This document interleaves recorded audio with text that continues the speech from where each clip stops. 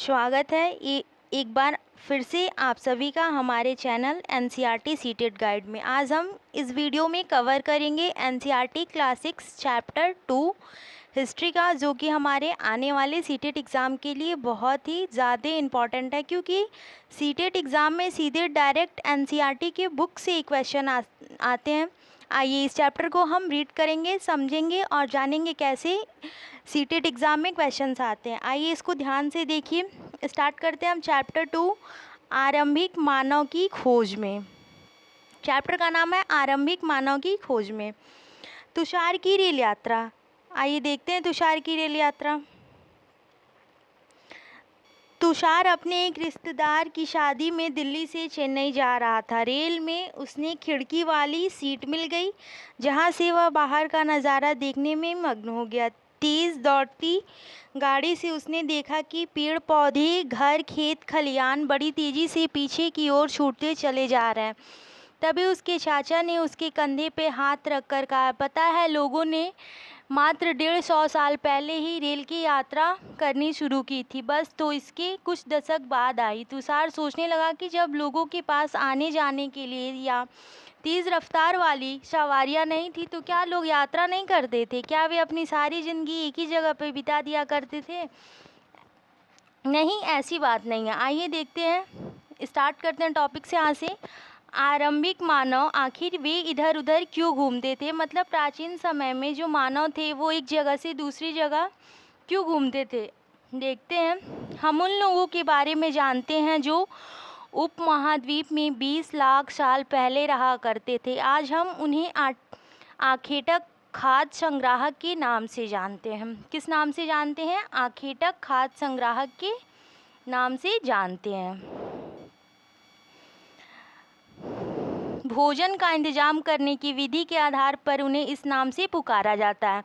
आखेटक खाद्य संग्राहक इस नाम से क्यों पुकारा जाता है? भोजन का इंतजाम करने की विधि के आधार पर उन्हें इस नाम से पुकारा जाता है। आमतौर पर खाने के लिए वे जंगली जानवरों का शिकार करते थे, मछलियाँ और चिड़िए पकड़ते थे, फल फूल, दाने, पौधे, पत्तियाँ, अंडा इकट्ठा किया करते थे। हमारे उपमहाद्वीप जैसे गर्म देशों में पेड़ पौधों की अनगिनत प्रजातियां मिलती हैं, इसलिए पेड़ पौधों से मिलने वाली खाद्य पदार्थ भोजन में अत्यंत महत्वपूर्ण स्रोत है। लेकिन यह सब पता कर पाना बिल्कुल आसान नहीं था। ऐसे कई जानवर हैं जो हमसे ज़्यादा तेज भाग सकते हैं और बहुत से जानवर हमसे ज़्यादा ताकतवर भी होते हैं। जानवरों के शिकार, चिड़िया या मछलियाँ पकड़ने के लिए बड़ा सतर्क, जागरूक और तेज होना पड़ता है। पेड़ पौधों से खाना जुटाने के लिए यह जानना जरूरी है कि कौन से पेड़ पौधे खाने योग्य हैं, क्योंकि कई तरह के पौधे विषैले, विष वाले भी होते हैं। साथ ही फल को पकने के समय की भी जानकारी होनी चाहिए। आइए देखते हैं। ऐसे समुदाय में रहने वाले बच्चों को ज्ञान और गुणों का कर्तव्य वर्णन करो। क्या तुम ऐसे गुण और ज्ञान हैं? आखेटक खाद्य संग्राहक समुदाय के लोग एक जगह से दूसरी जगह पर घूमते रहने के पीछे कम से कम 4 कारण हैं। वो क्यों प्राचीन समय में लोग इधर से उधर घूमते थे, उनके 4 कारण दिए गए हैं। आइए हम पहला कारण देखते हैं। पहला कारण यह है कि अगर वे एक ही जगह पर ज़्यादा दिनों तक रहते हैं तो आसपास के पौधे, फल और जानवरों को खाकर समाप्त कर देते हैं, इसलिए और भोजन की तलाश में उन्हें दूसरों जगहों पे जाना पड़ता है। देखिए पहला कारण क्या है कि अगर एक ही जगह पे ज़्यादा दिन तक लोग रहते थे तो वहाँ के पेड़ पौधे खा जाते थे, फल, पेड़ पौधे के फूल, और जानवरों का शिकार करके भी खा जाते थे, तो फिर वहाँ ख़त्म हो जाता था, तो वो अपने भोजन की तलाश में एक जगह से दूसरी जगह जाना पड़ता था। दूसरा कारण यह है कि जानवर अपने शिकार के लिए या फिर हिरण और मवेशी अपना चारा ढूंढने के लिए एक जगह से दूसरी जगह जाया करते थे। मतलब अब हिरण या मवेशी लोग अपना चारा ढूंढने के लिए एक जगह से दूसरी जगह, जो चारवाहे थे वे अपने पशुओं को लेकर जाया करते थे। तीसरा कारण देखते हैं। तीसरा कारण यह है कि अलग अलग मौसम आते हैं, इसलिए लोग उनकी तलाश में उपयुक्त मौसम के अनुसार इनके इलाके में घूमते थे। जैसे मौसमों में ऐसा होता है कि कुछ मौसम में फल फूल आते हैं, फिर कुछ मौसम में नहीं। जैसे ठंडी में जो फल फूल आते हैं वो गर्मियों में नहीं आते हैं ज़्यादातर, इसीलिए वो मौसम के अनुसार जैसे मौसम बदलता था वे अपने आने जाने का भी कारण बदल दिया करते थे, यानी एक जगह से दूसरी जगह आया करते थे। और चौथा कारण आइए देखते हैं। चौथा कारण यह है कि पानी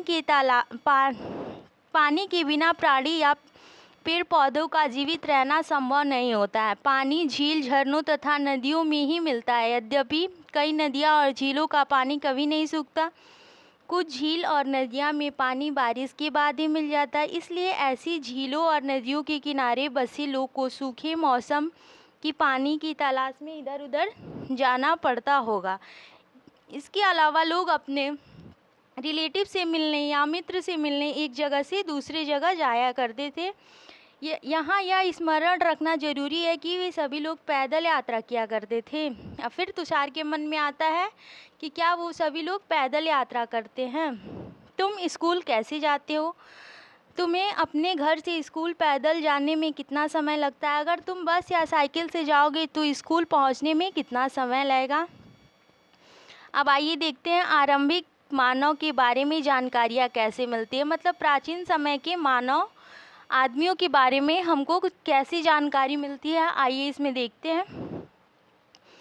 पुरातत्वविद की कुछ ऐसी वस्तुएं मिली जिनका निर्माण और उपयोग आखेटक खाद्य संग्राहक किया करते थे। यह संभव है कि लोगों ने अपने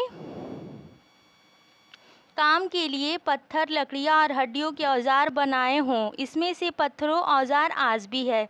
ये जो पत्थर और औजार हैं ये सब अपने काम के लिए वो बनाया करते थे। यहाँ पत्थरों और औजारों से कुछ उपयोग बताए गए हैं। ऐसे काम की एक सूची बनाओ जिसमें इस तरह के औजार काम आते हैं। बताओ कि इनमें से कौन से काम सामान्य पत्थरों से किए जाते हैं। कारण सहित उत्तर दो। इनमें से कुछ औजार जो हैं वो फल फूल काटने, हड्डियाँ और मांस काटने तथा पेड़ की छाल, जानवरों की खाल उतारने के लिए किया जाता है। साथ ही कुछ हड्डियों या लकड़ियों के मुट्ठे लगाकर भाले और बाण जैसे हथियार का निर्माण किया जाता है। कुछ औजार की लकड़ियाँ काटी जाती थी। लकड़ियों का उपयोग ईंधन के साथ साथ झोपड़ियों और औजार बनाने के लिए किया जाता था। आइए ये कुछ पॉइंट्स भी हम देख लेते हैं।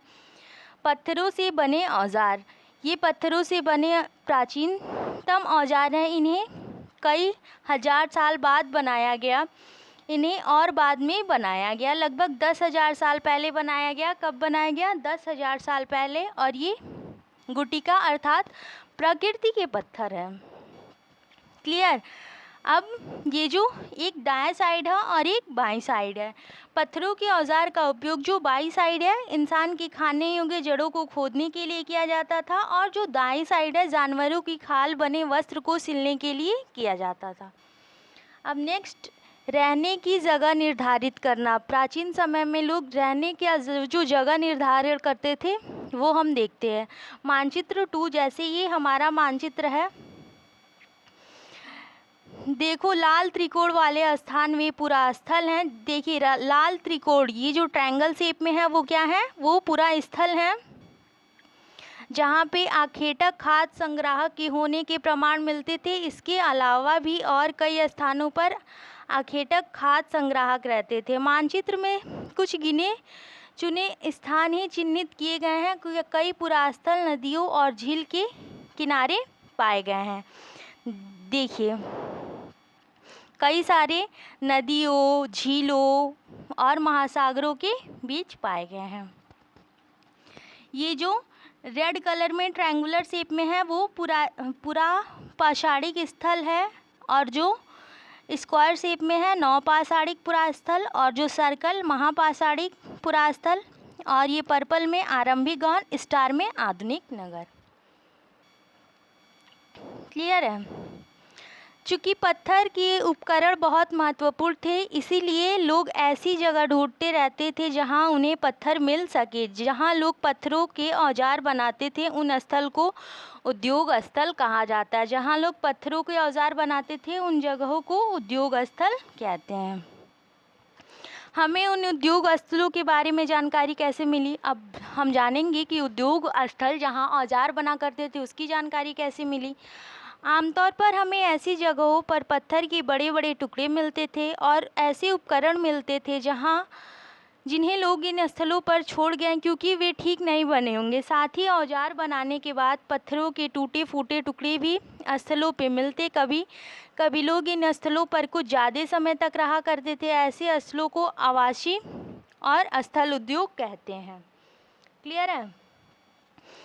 अब भीमाटेक जो आधुनिक मध्य प्रदेश में है, आवासीय पुरास्थल उन्हें कहते हैं जहां लोग रहा करते थे। इनमें गुफाओं, कंदराओं जैसे स्थान होते थे। यहाँ दर्शाया गया है कि लोग इन गुफाओं में इसलिए रहते थे क्योंकि यहाँ उन्हें बारिश, धूप और हवाओं से राहत मिलती थी। ऐसी प्राकृतिक गुफाएं विंध्य और दक्कन के पर्वतीय इलाके में मिलती हैं जो नर्मदा घाटी के तट के पास मिलती है। ये जो है ये बहुत ही इम्पोर्टेंट है। इसको मैं अंडरलाइन कर रही हूँ, आप लोग अपने नोट्स में इसे लिख लेंगे। अब क्या तुम बता सकते हो कि रहने के लिए लोगों ने ऐसा जगह क्यों चुनी होगी? अब तुषार के चाचा तुषार से पूछते हैं कि तुम बता सकते हो कि लोग रहने के लिए ऐसे स्थानों को क्यों ही चुने होंगे? आइए देखते हैं।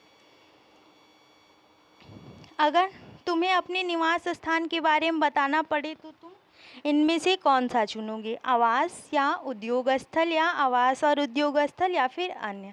अब पुरा स्थल उस स्थान को कहते हैं जहां औजार और बर्तन और इमारतों जैसे वस्तुओं के अवशेष मिलते हैं। ऐसी वस्तुओं का निर्माण लोगों ने अपने काम के लिए किया करते थे। बाद में वे उन्हें वहीं छोड़ के ज़मीन के ऊपर, अंदर, कभी कभी समुद्र और नदी के तल में भी पाए जाते थे। इन्हें पुरा स्थल के बारे में आपको अगले अध्याय में बताया जाएगा। तब तक के लिए इतना समझे, फिर हम नेक्स्ट वीडियो में आपको पुरा स्थल के बारे में और डिटेल इन्फॉर्मेशन देंगे। पाषाण औजारों का निर्माण। अब आइए देखते हैं पाषाण मतलब क्या होता है। पत्थर औजारों का निर्माण कैसे हुआ? इनके दो तरीके हैं। पहला कौन सा तरीका है?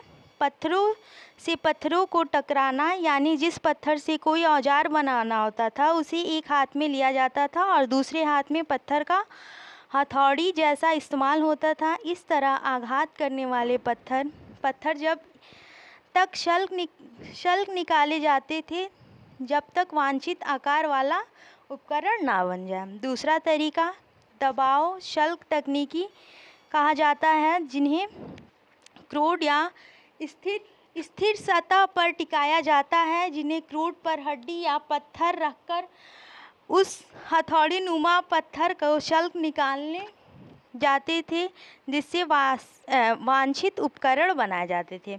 अब पत्थरों का निर्माण हम देख लिए। अब हम देखेंगे आग की खोज।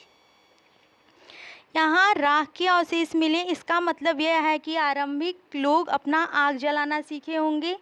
आग का इस्तेमाल कई कार्यों के लिए किया गया होगा, जैसे कि प्रकाश के लिए, मांस पकाने के लिए और खतरनाक जानवरों को दूर आदि भगाने के लिए।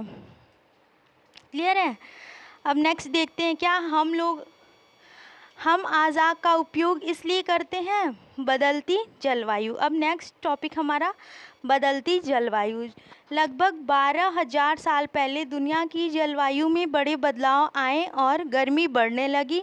इसके परिणाम स्वरूप कई क्षेत्रों में घास वाले मैदान बनने लगे, जिससे हिरण, बारहसिंगा, भेड़, बकरी और गाय जैसे उन जानवरों की संख्या बढ़ी तो घास खाकर जिंदा रह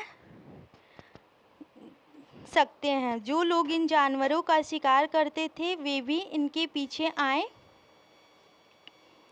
आए और इनके खाने पीने की आदतों और प्रजनन के समय की जानकारी हासिल करने लगे। हो सकता है कि तब लोग इन जानवरों को पकड़ कर अपनी ज़रूरत के अनुसार पालने की बात सोचने लगे होंगे। साथ ही इस काल में मछलियों भी भोजन का महत्वपूर्ण स्रोत बन गई।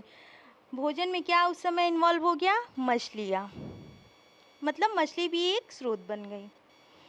इन दौरान उपमहाद्वीप के भिन्न भिन्न इलाकों में गेहूं, जौ और धान जैसे अनाज प्राकृतिक रूप से उगने लगे। शायद महिलाओं, पुरुष और बच्चों ने इन अनाज को भोजन के लिए बटोरना शुरू कर दिया होगा।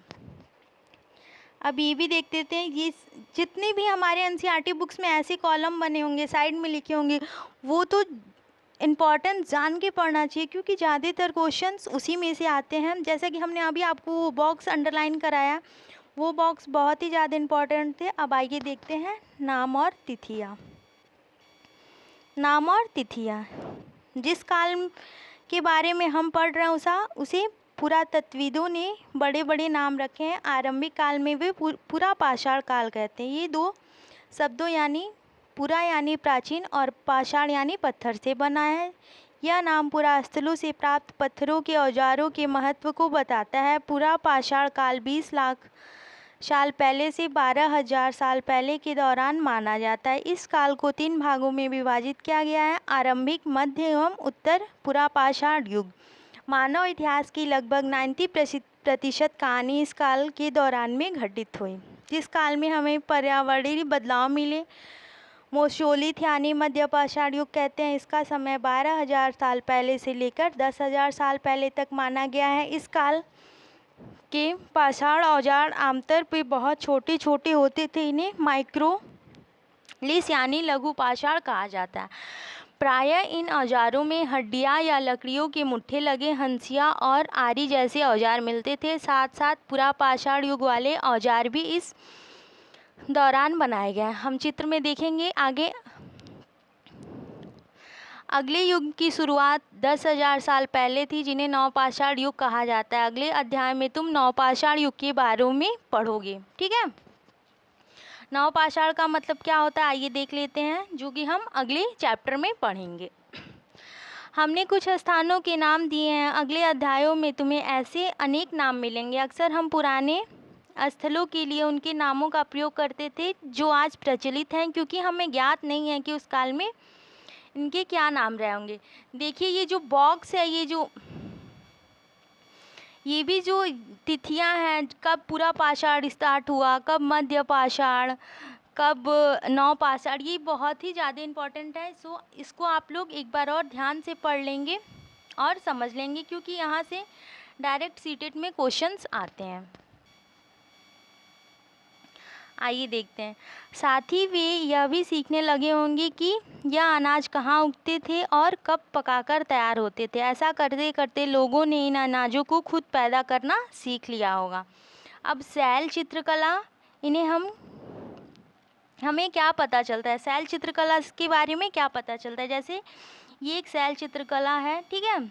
जिन गुफाओं में लोग रहते थे उनमें से कुछ की दीवारें पर चित्र मिलते हैं।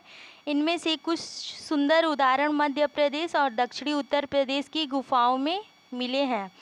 इनमें जंगली जानवरों की बड़ी कुशलता से सजीव चित्रण किया गया है। अब आइए नेक्स्ट टॉपिक, कौन क्या करता था। हमने पढ़ा कि आरंभिक लोग शिकार तथा फल फूल का संग्रह किया करते थे। वे पत्थरों के औजार और गुफा में चित्र बनाते थे। क्या हमें कोई ऐसा साक्ष्य मिले जिनसे पता चले कि महिलाएं शिकार करती थी या पुरुष औजार बनाते थे, या फिर महिला चित्रकारी करती थी, पुरुष फल फूल इकट्ठा करते थे।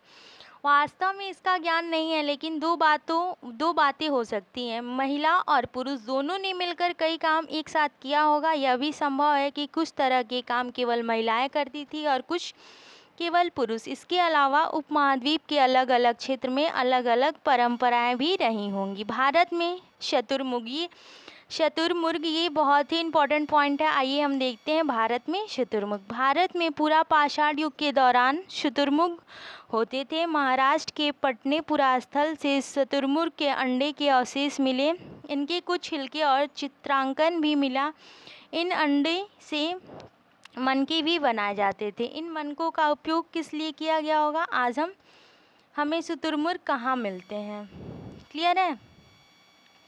हुसंगी का सूक्ष्म निरीक्षण, मानचित्र 2 पे यहाँ का पुरापाषाण युग के कई पुरास्थल मिले। कुछ पुरास्थल के अलग अलग कार्यों में लाए जाने वाले कई प्रकार के औजार मिले। ये संभवतः आवास और उद्योग स्थल रहे होंगे। कुछ छोटे पुरास्थल में भी औजार के बनाए जाने के प्रमाण मिले। इनमें से कुछ पुरास्थल झरनों के निकट अधिकांश औजार चूनों पत्थरों से बनाए जाते थे। क्या तुम दूसरे प्रकार के पुरास्थलों के नाम बता सकते हो?